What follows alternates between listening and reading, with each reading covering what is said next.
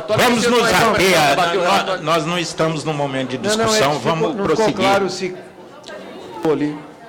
Não ficou claro se cortou ou não o agente. Não, desculpe, deputado, veja só. Agente havia penitenciário. aqui no artigo 102, que eu estava me referindo, de fato consta os agentes penitenciários. Então, vale o que está escrito aqui. Então mantém, né? Mantém. Também estabelece que faz avaliação biopsicossocial no que diz respeito à definição da condição da pessoa com deficiência. Prevê-se que a lei complementar possa reduzir os limites de idade e tempo de contribuição das aposentadorias relacionadas ao trabalho insalubre. A partir dessa perspectiva, consideram-se parcial ou integralmente acolhidas relativas ao tema supracitado as emendas 8, 13, 21, 52, 54, 56, 58, 66, 72, 77, 78, 85, 86, 98, 115, 130, 136 e 146. Rejeitam-se, por destoarem dessa linha, as emendas número 38 e 51. Nas restrições à acumulação de benefícios, o substitutivo, atendendo a acordo feito com o Poder Executivo, permite que sejam acumuladas aposentadorias e pensões até o limite de 2 salários mínimos. Como 2/3 dos benefícios do regime geral de previdência social se situam nesses valores, a regra revela-se abrangente naquele âmbito, embora vá produzir efeitos bem mais modestos no que diz respeito ao regime dos servidores. São acolhidas, assim, ainda que parcialmente, as emendas número 3, 52, 58, 86 e 142, por sustentarem teses discrepantes à linha adotada, considerando-se rejeitadas em relação ao tema as emendas número 26, 54, 64, 78, 81, 90, 96, 98, 130, 140. As alterações relacionadas à pensão por morte no âmbito do regime próprio dos servidores públicos efetivam-se no substitutivo com 2 intuitos. Primeiro, aprimorar a redação atribuída ao parágrafo 7º do artigo 40 e assegurar a observância do salário mínimo como piso específico. Ao se aperfeiçoar o formato atribuído ao texto, elimina-se efeito que seria produzido pela versão original, conforme advertiu a palestrante Maria Aparecida Gugel. Inadvertidamente, impedia a concessão de pensões vitalícias da pessoa com deficiência. Com tais medidas, acolhem-se parcialmente as medidas número 9, 52, 58, 80, 130 e 142, por se posicionar em sentido incompatível com o adotado. São rejeitados no que tange ao tema as emendas 26, 29, 54, 56, 78, 86, 87, 88 e 122. Em relação aos aspectos anteriormente identificados, o substitutivo promove adequação na parte da PEC relacionada ao regime geral de previdência social com o intuito de harmonizar as regras desse âmbito com as que são propostas para os servidores. Foi nesse espírito que levou à redação sugerida a peça alternativa dos parágrafos 1, 7, 8, 8A, 8B, 16, 17 do artigo 201 da Constituição. Em razão dessa última circunstância, consideram-se aprovadas as emendas número 37 e 53 e parcialmente acatadas no que diz respeito às alterações sugeridas para os referidos dispositivos, as emendas número 3, 4, 8, 11, 17, 18, 19, 25, 26, 26, 35, 43, 52, 58, 72, 76, 78, 86, 98, 108, 128, 141, 143, 147, 151. Na mesma ótica, reputam-se rejeitadas, também no que se refere aos aludidos comandos, por divergirem da linha adotada as emendas número 7, 30, 33, 38, 42, 45, 46, 51, 54, 71, 79, 83, 105, 145, 163 e 164. Ainda no que diz respeito à redação atribuída pela PEC do artigo 140 da Constituição, são promovidas as seguintes alterações no substitutivo. Acréscimo de parágrafo 15A, para determinar que não se promova o patrocínio de planos de previdência oferecidos por entidades abertas de previdência complementar sem prévia licitação. Aprimoramento da redação atribuída ao parágrafo 20, da forma que reste suficiente esclarecida e abrangência do dispositivo, uma vez que a unicidade do regime previdenciário em relação a servidores ocupantes de cargos efetivos não impede a adoção de outros critérios no que tange a segmentos distintos, notadamente os militares, acolhendo-se, em outros termos, a preocupação manifestada na emenda 36. Adição do parágrafo 24, com o intuito de explicitar a vedação de restrições ao acesso de dados relacionados ao regime previdenciário, mantido pela administração pública. Em relação a regras voltadas à gestão de regimes previdenciários, além das que se referem ao regime de servidores anteriormente descritas, acrescenta-se o parágrafo 19 ao artigo 201 da Carta, para determinar que a lei disporá sobre os critérios a serem utilizados para a avaliação permanente do equilíbrio financeiro e atuarial, indispensável à sustentabilidade do regime geral de previdência social.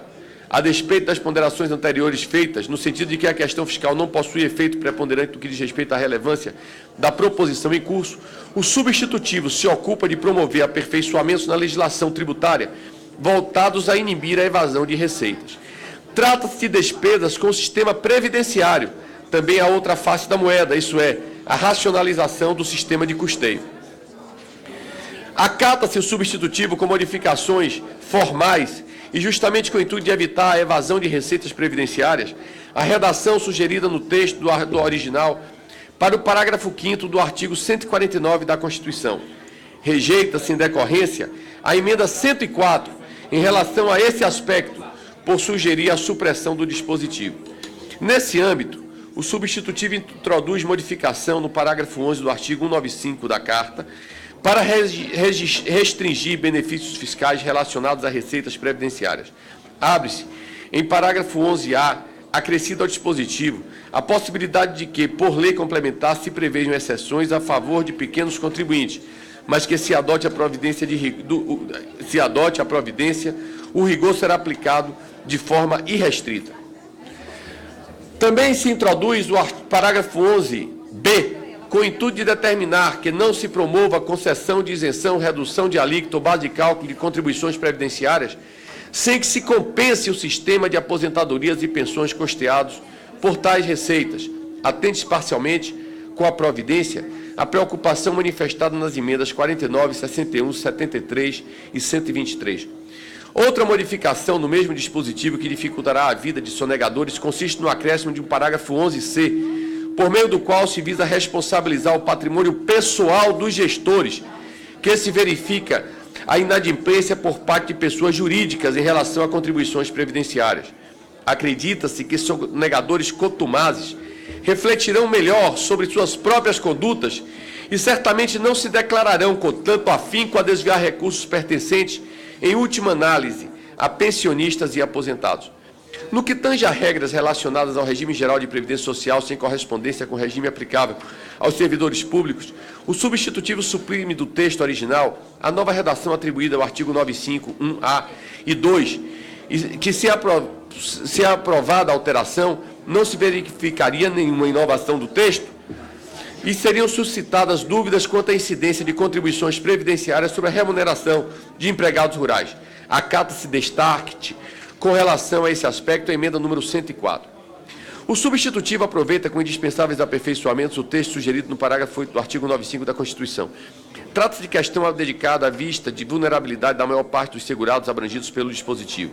Mas há que se consentir que a necessidade de substituir a contribuição hoje vertida pelo segmento por outra que facilite a fiscalização das aposentadorias concedidas para seus integrantes. Reputam-se rejeitados no que diz respeito ao tema, por não se compatibilizarem com tal premissa, as emendas número 5, 12, 17, 31, 52, 58, 59, 71, 76, 78, 86 e 98. Outro ponto que causa expressiva preocupação entre os parlamentares no meio social consiste na alteração promovida nos benefícios assistencial previsto no inciso 5º do artigo 203 da Constituição, conhecida pela sigla BPC. Essa parcela sofria no texto original alterações que são redmissionadas no substitutivo. Passa a ser identificada em dispositivos distintos da referida parcela, conforme seu destinatário, na forma que se permitir que o tratamento de peculiaridade se viabilize.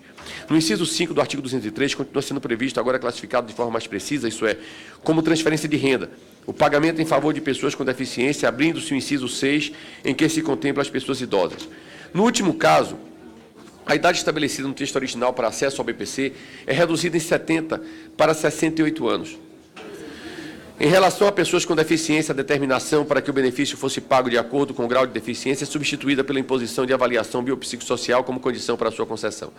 Em relação a ambas as situações, o substitutivo mantém o valor atual, preservando a correspondência com o salário mínimo.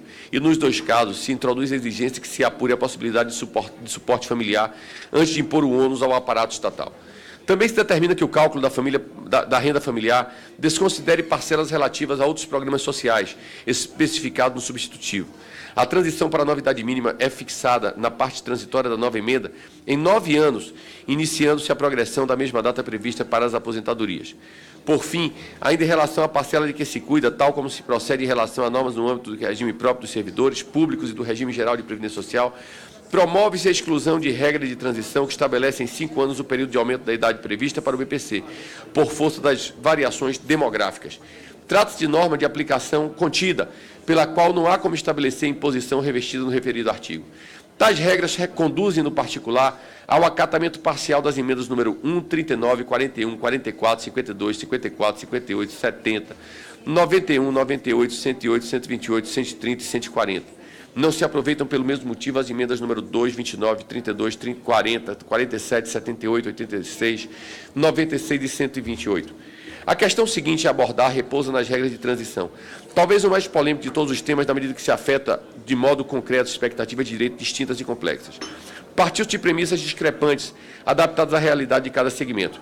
No caso dos servidores, a extensão do direito de transição no confronto com o universo contemplado pelo texto original foi promovida, conferindo-se ao grupo 2 alternativas.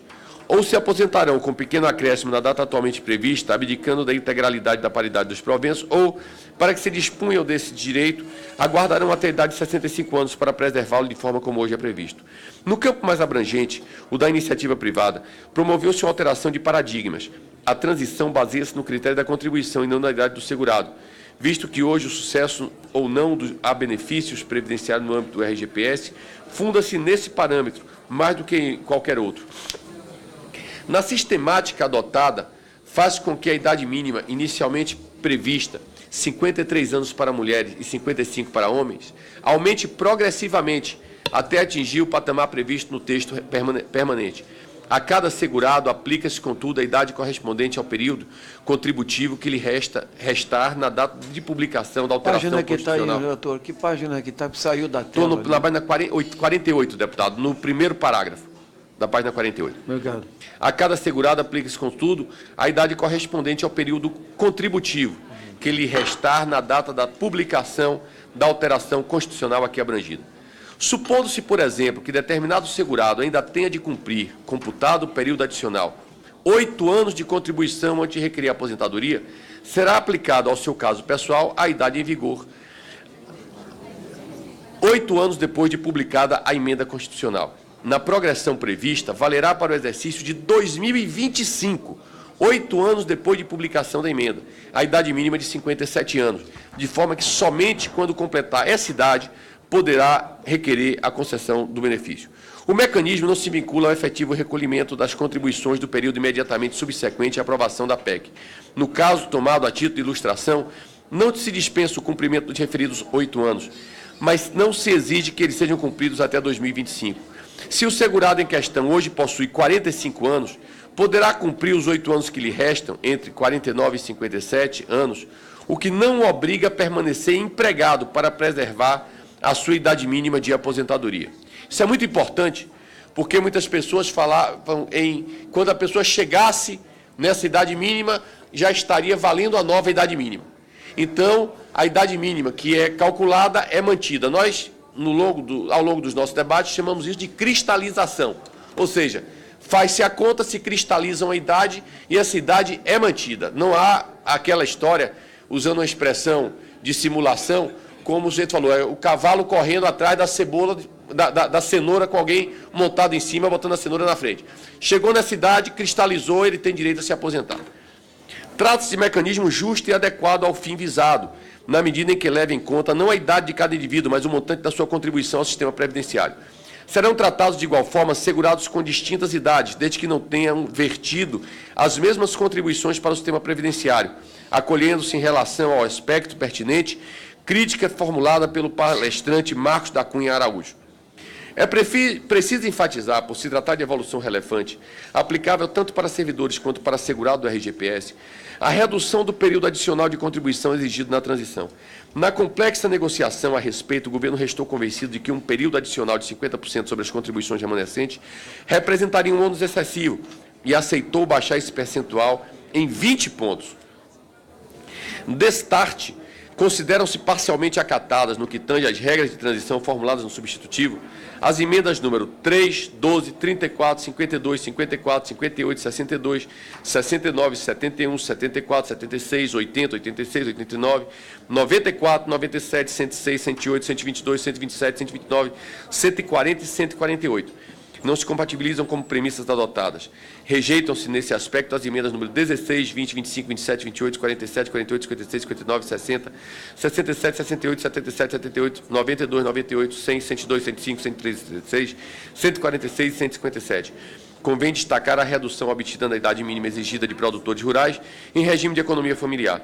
Por certo, uma das parcelas mais sacrificadas da população desses segurados, via de regra, submetidos a duras jornadas de trabalho, desde as mais tenras idade, passa a exigir 60 anos de contribuição. Isso é, talvez, o ponto de todo esse trabalho, o que chegou a mim com maior veemência. A manutenção da idade do trabalhador rural em 60 anos. Ao mesmo tempo, o substituto preserva e aprimora a mudança nos parâmetros de contribuição impostos ao segmento. O período é reduzido de 25 para 15 anos. Aqui está 20, mas mudou para 15. Essa foi uma alteração. Isso foi uma alteração que eu fiz hoje, depois de uma conversa com a base. Aqui está constando que a data, o período de contribuição do trabalhador rural é de 20 anos, mas leiam-se 15 anos. Nós colocamos isso, vocês vão ver quando ler o texto da própria emenda. É mantido, portanto, 15 anos de contribuição, é o mesmo de hoje para o trabalhador rural. Perfeito. Relator, é só então, Vossa Excelência está dizendo que o 20 redigido ali está por equívoco, que Tá vale por são equívoco, 15 anos. vale 15. Ok. Exatamente.